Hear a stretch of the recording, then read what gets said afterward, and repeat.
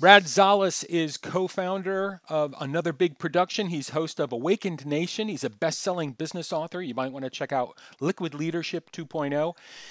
In the past, in previous lifetimes, he's been a creative director. Check out his TEDx talk.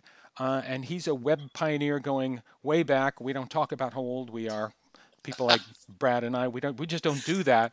I know, right? Exactly. Brad, it's so good to see you. You just moved to beautiful Las Vegas, beautiful Nevada. How's life out there? David, it is like living in paradise. I just got back from my desert walk with my cup of coffee, and now I'm ready to do business. I can't complain. I love hiking in the mountains here. That's the big thing I love to do. That's great.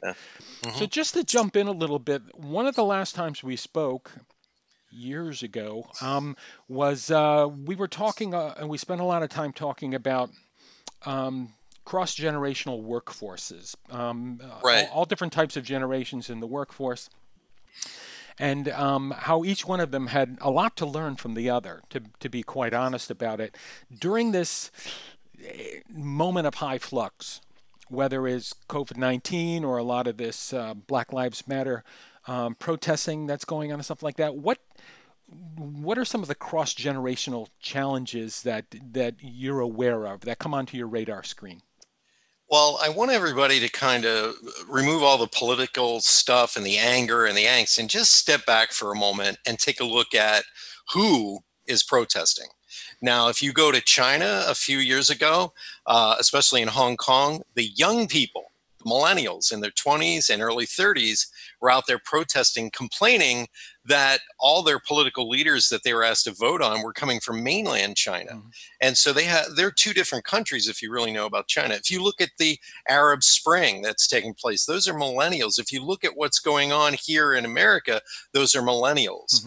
They don't see race maybe quite the same way as you and I, who lived through a little bit of Woodstock. I mean, we were children when Woodstock was happening, but we experienced all the racial tensions that were taking place. And so how does this connect into business and work and things like that?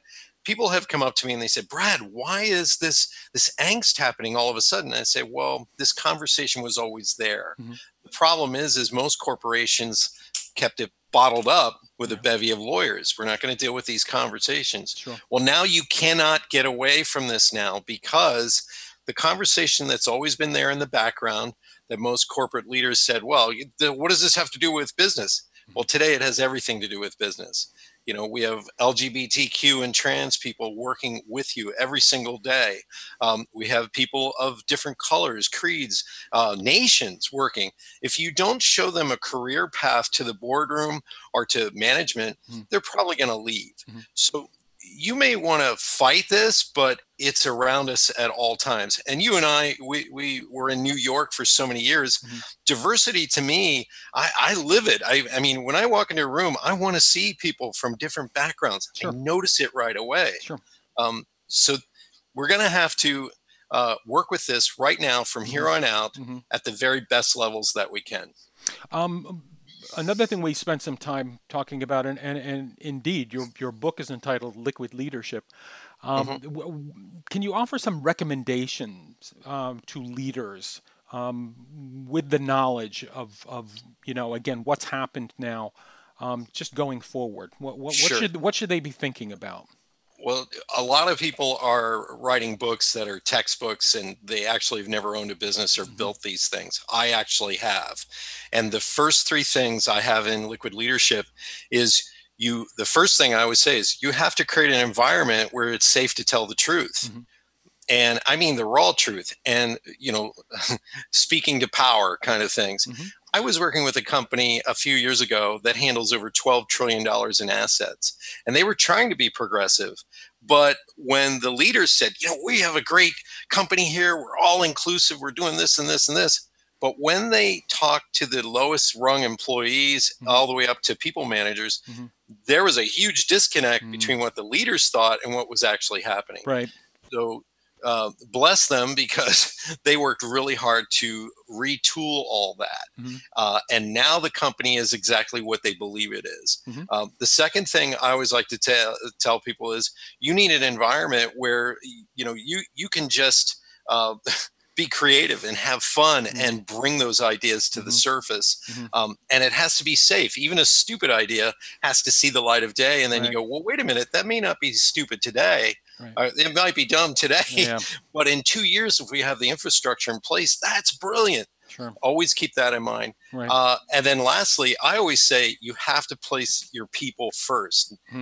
Too many companies have always said, we've had this huge win because of the executive committee. And that is just not true. A lot of times it might be the people on the front lines who stopped, the line and said, hey, we have a quality problem here. This disconnect that takes place between the frontline workers and the executive teams, that has to come closer together. You have to work with people. It's all about people today, really.